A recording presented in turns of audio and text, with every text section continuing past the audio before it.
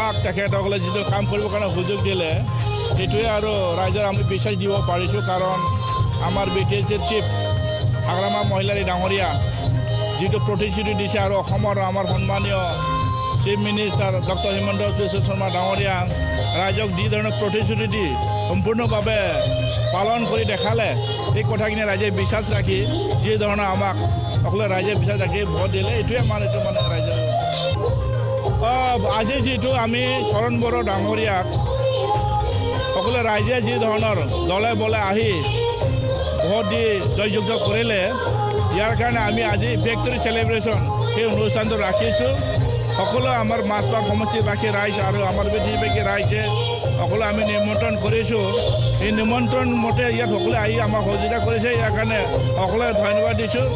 আৰু আমাৰ বৰ্তমান চৰণ বড়ো ডাঙৰীয়া যিহেতু মন্ত্ৰীত্বৰ দায়িত্ব পালে আশা কৰিছোঁ ৰাইজে আশা কৰা ধৰণে তেখেতে আমাৰ অঞ্চলবিলাকক উন্নয়ন কাম কৰিব আৰু ভৱিষ্যতলৈ তেখেতে মানে আৰু আগুৱাই যাব পাৰক।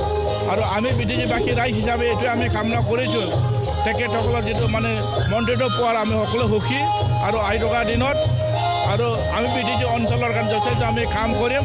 আৰু হাগ্ৰামা মহিলাৰী ডাঙৰীয়া যি ধৰণৰ বিদেশীবাসী ৰাইজৰ কাৰণে উন্নয়নমূলক কাম কাজ কৰিবৰ কাৰণে আগুৱাই যাব বিচাৰিছে এইটোৱে আমাৰ প্ৰমাণ আৰু